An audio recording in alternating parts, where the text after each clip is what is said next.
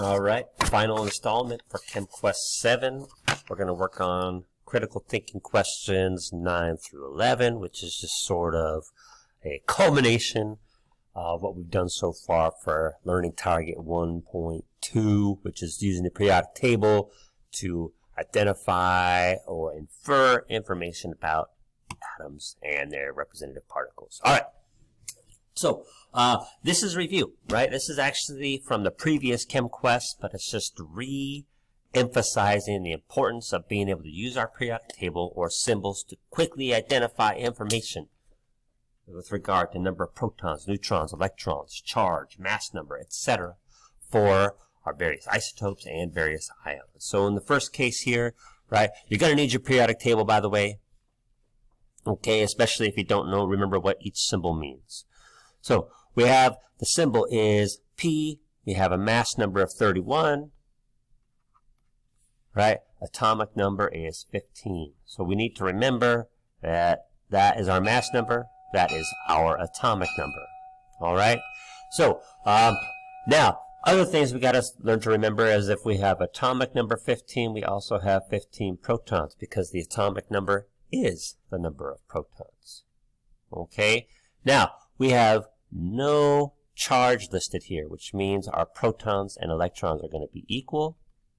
All right? And then our number of neutrons is found as the difference between our mass number and our atomic number. So 31. Right? In this case, I'm going to go 31 minus 15. That is 16. Okay? So again, I'm going through this quickly because you guys kind of already should know this. But this is review. All right. Next one down, we have aluminum. Atomic number 13. Mass number 28. All right. And our protons are also going to be 13. Now we have a charge of +3, which means, right, our protons and number of electrons is not going to be equal. So I'm just going to go 13. So number of protons minus the charge, that is going to be 10. All right.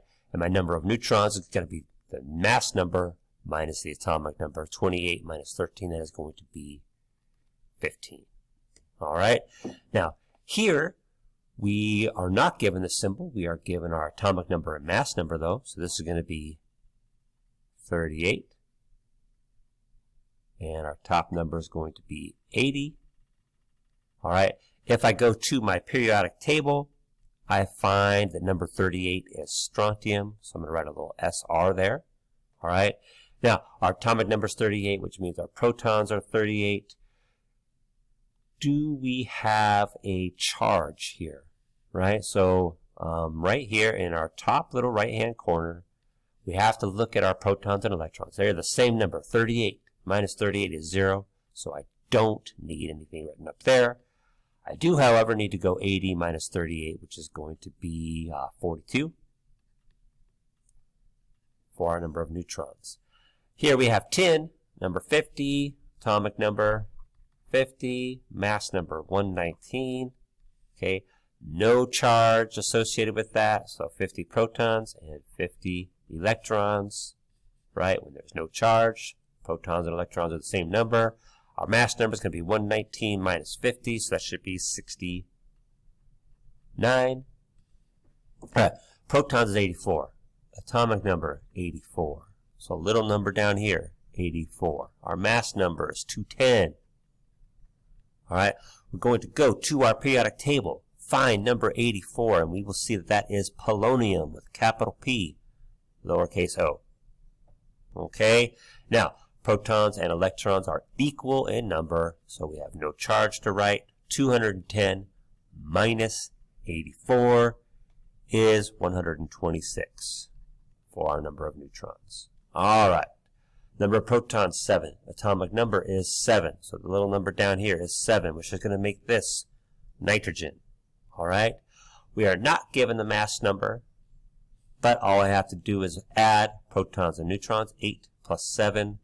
15 there. Now, our protons and electrons are unequal, so 7 minus 10 equals a -3. So my charge here is going to be a 3. minus, right? If you write -3, I'll give it to you. For whatever reason, chemists like to write the sign as positive or negative after the number. All right, moving on.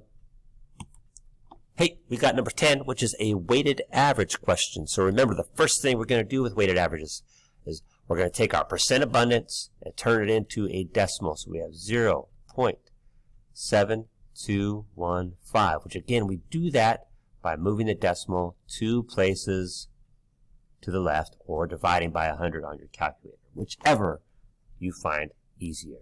All right? Now, so 72.15% have a mass of 84.9118 atomic mass units. Okay? The other has a mass of 86.92. So we're saying there's 2 isotopes. 72.15% of them are this isotope, right? What we don't see is, again, the other. We don't know its percent abundance right away, but all we have to do, like we did previously on, I think it was number 8 or number 7, right, is because there's only 2 isotopes and their percents have to add up to 100, right? I'm just going to go 100 minus 72.15, right? And what I get is 27.85%, okay? Which, when I convert that to a decimal, is going to be 0.278. Okay, so now I'm going to take my percent abundance, or my decimal abundance, times its isotope. So 0.7215 times 84.9118 plus 0.2785 times 86.9092. Now, again, our number has to come out in between 84.9118 and 86.9092, but because 84.9118 is more common, our average won't be exactly the middle in between those. It'll be closer to this number because there are more of that type of atom. And when we go ahead and do this, we get an average atomic mass of 85.46 AMU when I round that to 2 decimal places. All right. Now, last, we got one more average atomic mass. It was nice, and they actually gave us the percent abundance for each of these. Okay, so all we're going to do is this step right here.